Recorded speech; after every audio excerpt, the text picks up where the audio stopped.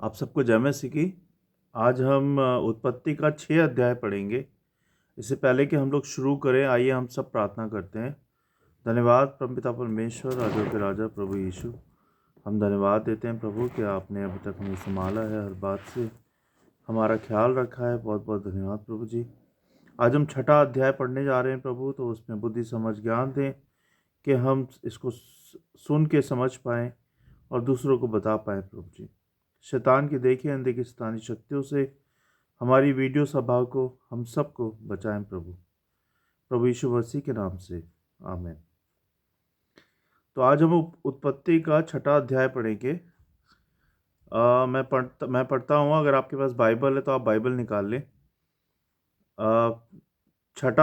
उत्पत्ति 6 अध्याय और फर्स्ट पैराग्राफ जिसमें लिखा हुआ है, फिर जब मनुष्य भूमि के ऊपर बहुत बढ़ने लगे और उनके बेटे बेटियां उत्पन्न हुए, तब परमेश्वर के पुत्रों ने मनुष्य की पुत्रियों को देखा कि वे सुंदर है, सो उन्होंने जिस जिस को चाहा उनसे ब्याह कर लिया। और यहोवा ने कहा, मेरा आत्मा मनुष्य से सदा सदा लोभ विवाद करता ना रहेगा, क्योंकि मनुष्य भी शरीर ही है, उसकी आयु 120 वर्ष की होगी। उन दिनों में पृथ्वी पर दानव रहते थे, और इसके पश्चात जब परमेश्वर के पुत्र मनुष्य की पुत्रियों के पास गए, तब उनके द्वारा जो संतान उत्पन्न हुई वे पुत्र शूरवीर होते थे, जिनकी कीर्ति प्राचीन काल से प्रचलित है। और यहोवा ने देखा कि मनुष्यों की बुराई पृथ्वी पर बढ़ गई है, और उनके मन के विचार में जो कुछ उत्पन्न होता है सो निरंतर बुरा ही होता है। और यहोवा पृथ्वी पर मनुष्य को बनाने से पछताया, और वह मन में अति खेदित हुआ। तब यहोवा ने सोचा कि मैं मनुष्य को जिसकी मैंने सृष्टि की है पृथ्वी के ऊपर से मिटा दूंगा, क्या मनुष्य, क्या पशु, क्या रेंगने वाले, क्या जंतु, क्या आकाश के पक्षी, सबको मिटा दूंगा, क्योंकि मैं उनके बनाने से पछताता हूँ। ये परमेश्वर बोलते हैं। परंतु यहोवा के अनुग्रह की दृष्टि नूह पर बनी रही। नूह की वंशावली यह है, नूह धर्मी पुरुष और अपने समय के लोगों में खरा था, और नूह परमेश्वर ही के साथ साथ चलता रहा। और नूह से शैम, शेम और हाम और यपेत नाम 3 पुत्र उत्पन्न हुए। उस समय पृथ्वी परमेश्वर की दृष्टि में बिगड़ गई थी और उपद्रव से भर गई थी। और परमेश्वर ने पृथ्वी पर जो दृष्टि की तो क्या देखा कि वह बिगड़ी हुई है, क्योंकि सब प्राणियों ने पृथ्वी पर अपनी अपनी चाल चलन बिगाड़ ली थी। तब परमेश्वर ने नूह से कहा, सब प्राणियों के अंत करने का प्रश्न मेरे सामने आ गया है, क्योंकि उनके कारण पृथ्वी उपद्रव से भर गई है। इसलिए मैं उनको पृथ्वी समेत नाश कर डालूंगा। इसलिए तू गोपेर वृक्ष की लकड़ी का एक जहाज बना ले, उसमें कोठरियां बनाना और भीतर बाहर उस पर राल लगाना, और इस ढंग से उसको बनाना, जहाज की लंबाई 300 हाथ, चौड़ाई 50 हाथ और ऊंचाई 30 हाथ की हो। जहाज में एक खिड़की बनाना, और इसके एक हाथ ऊपर से उसकी छत बनाना, और जहाज की एक अलंग में एक द्वार रखना, और जहाज में पहला, दूसरा, तीसरा खंड बनाना। और सुन, मैं आप पृथ्वी पर जल प्रलय करके सब प्राणियों को जिनमें जीवन की आत्मा है आकाश के नीचे से नाश करने पर हूं, और सब जो पृथ्वी पर है मर जाएंगे।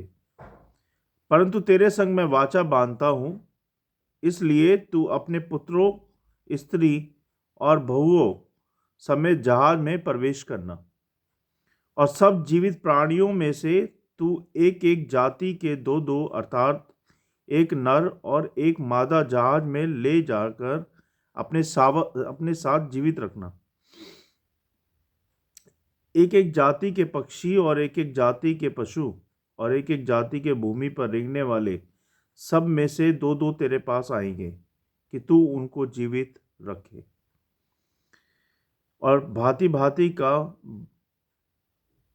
भोज्य पदार्थ जो खाया जाता है उनको तू लेकर अपने पास इकट्ठा कर रखना, सो तेरे और उनके भोजन के लिए होगा।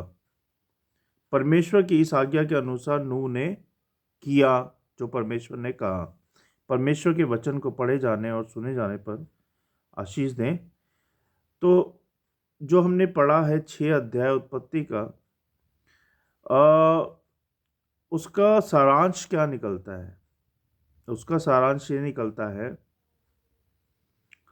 6 अध्याय उत्पत्ति में संसार में पाप के बढ़ने और महान जल प्रलय की तैयारी का वर्णन करता है। 6 अध्याय पाप बढ़ने के लिए बताता है और जल प्रलय यानी कि बाढ़ आने की संभावना बताता है। मनुष्य की संख्या पृथ्वी पर बढ़ गई और उनके विचार और कर्म बुराई से भर गए। 6 अध्याय ये बताता है। परमेश्वर ने देखा कि पृथ्वी पर दुष्टता बहुत बढ़ गई है। अब मनुष्य के हृदय के विचार हमेशा बुराई की ओर ही झुके रहते हैं। परमेश्वर को इस बात का दुख हुआ और उन्होंने मनुष्य, पशु पक्षी और भूमि के कीड़े मकोड़े को नाश करने का निश्चय कर लिया। लेकिन नूह जो धर्मी और सिद्ध व्यक्ति था, उन्होंने परमेश्वर की दृष्टि में अनुग्रह पाया। परमेश्वर ने नूह को विशाल जहाज बनाने का आदेश दिया और इसे कैसे बनाना है इसका विस्तार भी नूह को बताया। परमेश्वर ने नूह से कहा कि वे अपने परिवार और प्रत्येक जीव जंतु के साथ जंतु के एक एक जोड़े को जहाज में ले जाए ताकि वह जल प्रलय यानी कि बाढ़ से बच सके। परमेश्वर ने जल प्रलय लाने और पृथ्वी पर जीवन का नाश करने की चेतावनी दी, लेकिन नूह और उसके परिवार को बचाने का वादा भी किया। नूह ने पूरी तरह परमेश्वर की आज्ञा का पालन किया जैसा परमेश्वर ने उसको बोला था। यह अध्याय ये दिखाता है, अब मैं निष्कर्ष बता रहा हूं आपको। अभी तो हमने वचन पढ़ा था, फिर उसमें क्या क्या हो रहा है हमने वो पढ़ा। इसका निष्कर्ष ये निकलता है कि जब पाप और दुष्टता बढ़ती है तो परमेश्वर न्याय करते हैं, लेकिन वह धर्मियों के लिए उद्धार का मार्ग भी बनाते हैं। क्या करते हैं वो? धर्मियों के लिए उद्धार का मार्ग भी बनाते हैं। जो लोग परमेश्वर की आज्ञाओं पे चलते हैं, परमेश्वर उनको जरूर बचाते हैं, चाहे कुछ भी हो जाए। नूह की आज्ञाकारिता और विश्वास हमें सिखाते हैं। नूह जो था परमेश्वर का खरा बंदा था, वो उनकी आज्ञाओं को मानता था। तो जब परमेश्वर ने उसे बोला तो उसने क्या किया? उसने परमेश्वर की आज्ञाओं को माना और मान के उसकी आज्ञाओं पे चला। वही किया जो परमेश्वर चाहते थे उससे। नूह की आज्ञाकारिता और विश्वास हमें सिखाती है कि चाहे परिस्थितियां कितनी भी कठिन, कितनी भी मुश्किल क्यों ना हो, हमें परमेश्वर के वचनों पर विश्वास रखना है। परमेश्वर पर विश्वास रखना है। परमेश्वर की बातों पर विश्वास रखना है, क्योंकि परमेश्वर का हर एक बोला हुआ शब्द सच्चा है ना?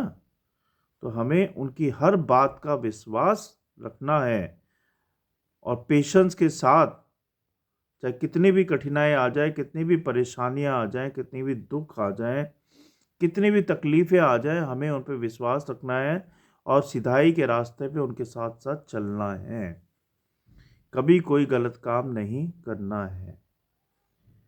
परमेश्वर का न्याय हमेशा उचित होता है, यानी कि सही होता है। परमेश्वर जो न्याय करते हैं हमेशा सही करते हैं और उनकी दया उनके अनुयायी, उनके विश्वासी लोगों के लिए सुरक्षा और उद्धार लाती है ना। क्या बोला मैंने? परमेश्वर का न्याय हमेशा उचित होता है, सही होता है, और उनकी दया उनके विश्वासियों के लिए, उनके अनुयायियों के लिए हमेशा सुरक्षा और उद्धार लाती है। ये था आज के वचनों का निष्कर्ष, यानी कि आंसर, सॉल्यूशन। मैं उम्मीद करता हूँ कि आप सबको आज के छठा अध्याय समझ आया होगा, आपने सुना होगा ध्यान से, और उसका निष्कर्ष भी उस पर भी ध्यान दिया होगा। और भाइयों बहनों, आप लोगों को अगर कुछ भी ऐसा लगता है कि आपको समझ नहीं आया या कुछ मिस हो गया, तो आप मुझे मैसेज कर सकते हैं, पूछ सकते हैं, मैं आपको रिप्लाई ज़रूर करूँगा। उम्मीद करता हूँ कि मैं जो भी वीडियोस बना रहा हूँ आप लोगों को पसंद आ रही है, आप लोग उसे सुन रहे हैं, देख रहे हैं। अगर कोई कमी है तो मुझे बताइएगा प्लीज़। आइए, इससे पहले कि हम इस सभा का अंत करें, हम आइए प्रार्थना करते हैं। हे परमेश्वर, हम आपके न्याय और अनुग्रह के लिए धन्यवाद करते हैं। हमें नूह जैसा विश्वास और आज्ञाकारिता दीजिए। हमें नूह जैसा विश्वास और आज्ञाकारिता दीजिए ताकि हम आपकी राह पर चल सके, संसार के पापों से हमें दूर रखें और हमारे हृदय को शुद्ध बनाए, शुद्ध करे। प्रभु जी, हमें आपके प्रेम और उद्धार पर भरोसा करने की शक्ति दे और हम सब पे दया करें, हम सबको अपने जैसा बनाए। प्रभु जी, हम ये प्रार्थना यीशु मसीह के नाम से मांगते हैं, आमीन। और प्रभु जी, इस वचन की रखवाली करें, 1 गुना नहीं, 100 गुना नहीं, 1000 गुना नहीं, लाखों गुना नहीं, करोड़ों गुना ये फैले और दूसरों तक पहुँचे। प्रभु जी, और मेरी आप सबसे रिक्वेस्ट है, दरख्वास्त है कि अगर आपको लगता है कि ये वीडियो सही है, मैं जो पढ़ा रहा हूँ सही है, तो और लोगों के साथ भी शेयर करें, दूसरों को भी बताएं, जिससे कि परमेश्वर ने जैसे हमें बचाया है ऐसे ही दूसरे लोग भी बच पाएँ, वचनों के द्वारा, प्रभु की आशीषों के द्वारा। मेरे साथ बोलेंगे, प्रभु यीशु मसीह की जय। जय मसीह की आप सबको। God bless you all. कल फिर मिलते हैं 7वें अध्याय के साथ, उत्पत्ति के, और फिर बातें करेंगे। Thank you. God bless you. Good night. जय मसीह।